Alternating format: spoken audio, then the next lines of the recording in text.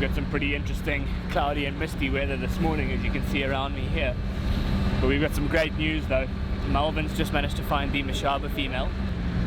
She's been a pretty elusive leopard over the last few weeks, and we're not too sure where she's keeping her cubs. Not so long ago, the Mashaba female was seen with a few gashes and wounds all over her, most likely from an altercation with another leopard in the defense of her cubs. But that's just speculation from our side.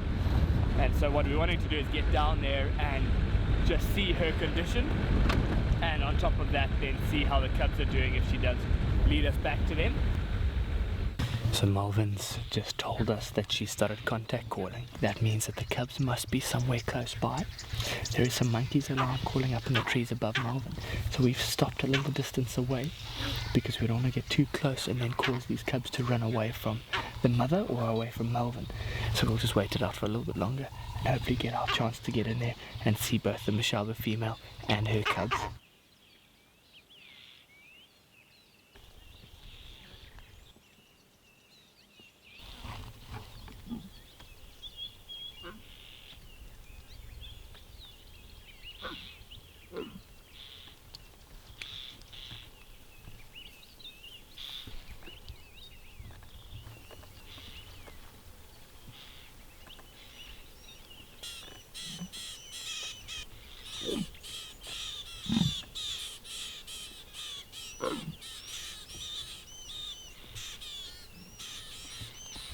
So after the Mashaba female walking around for a long time, contact calling and trying to find the cub, she's eventually met up with the cub.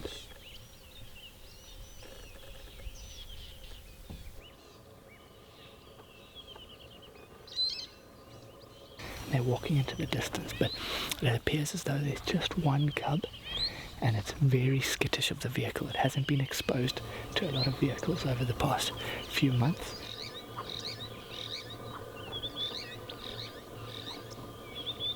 And so we're going to give it a little bit of space so that we don't cause the cub to run off, and then the Mashaba female has to then keep looking for it as it is still very nervous of the vehicle.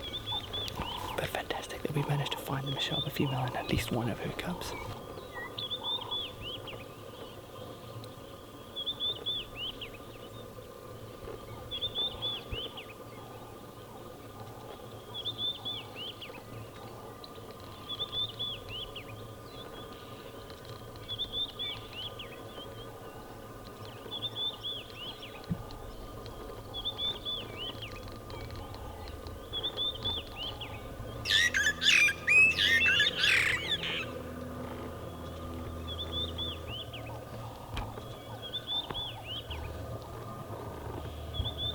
So we finally managed to follow the Mashaba female back to what looks like a kill.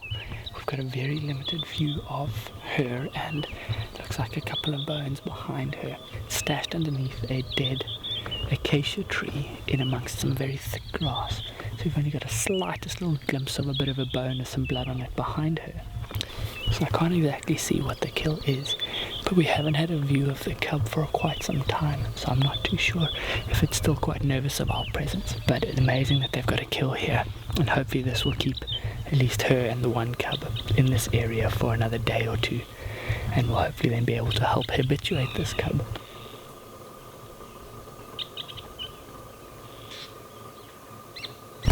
So we've had no further sign of the cub being around here. She is still lying in the same place. She hasn't started feeding on the carcass.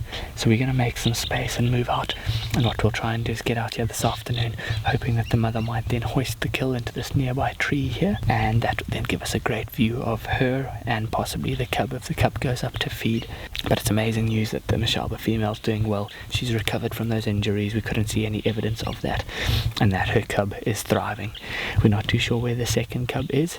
Fingers crossed it's still alive, but there is a possibility that maybe that is the reason why the Mashaba female had those gashes over it. Maybe another female, another threat was going after her cub, and she intervened trying to save her cub, and it might have been a little bit too late, but at least one of the cubs is alive and well, and she's doing fantastically for an old mother.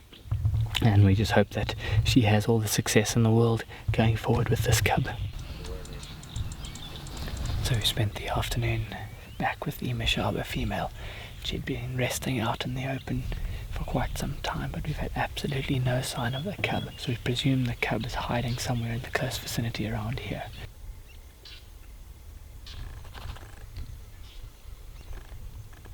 But I hope she takes it up into a tree pretty soon, because we don't want to be here any time after dark, because the smell of the carcass is going to attract any unwanted predators into the area, and they pose a risk and a threat to the Mashaba female as well as the cub, and obviously we don't want to play any part in anything that could happen, so we'll leave and come back and check in the morning if we can.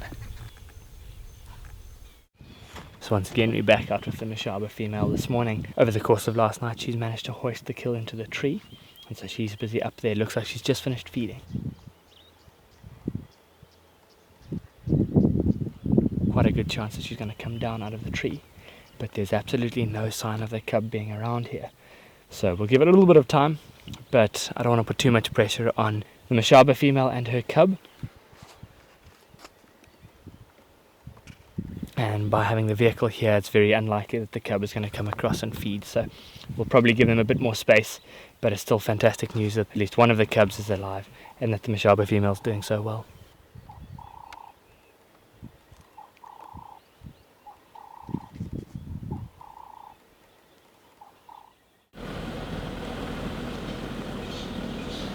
So we've got some great news this morning. Keegan's managed to find the 2 plains camp males, 2 Nkuhuma lionesses and their 2 cubs. This is the first time that I'll be seeing them this morning. I believe they are feeding on something, and so this is incredibly exciting because we don't often see these lions on Londolozi.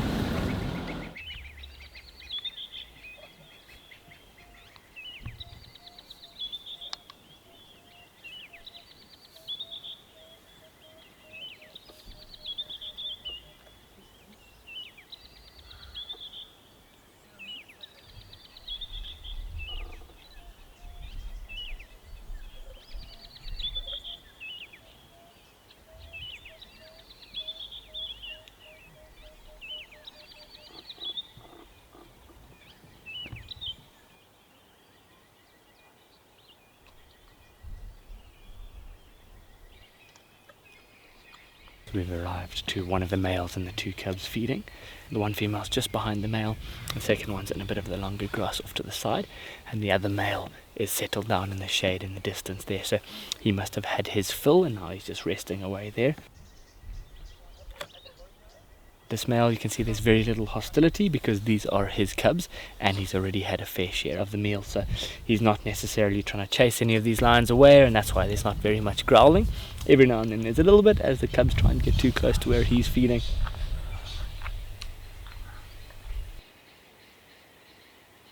So these 2 lionesses are 2 of the older lionesses from the Nkuhuma pride that essentially were coming into heat, so they moved away to try and find males to mate with. They bumped into the plains camp males and have now mated with them and had these cubs, and these are most likely the first cubs that the plains camp males have sired since they moved into the Sabi Sands area here, particularly Singita and Londolozi. I'm blown away by how big and impressive these plains camp males are looking. The last time I saw them was a while ago, where they were marching through Londolozi going east.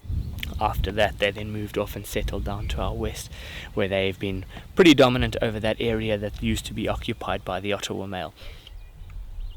So essentially the plains camp males landed in a vacant territory and have just hung around there since then. But it's great to see that they're starting to push further and further east into Londolozi, and hopefully we'll be seeing them around here a little bit more often.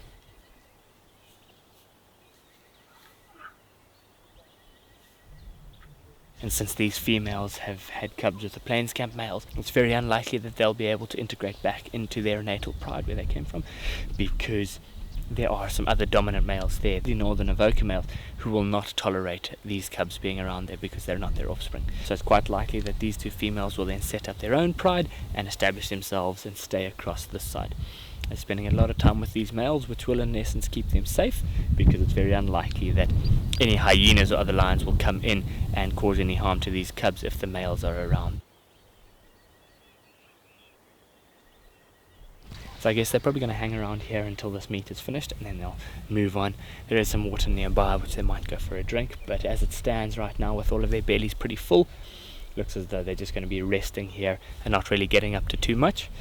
So let's carry on, see what else we can find for the morning. But amazing to see these lions. First time seeing these cubs is always exciting.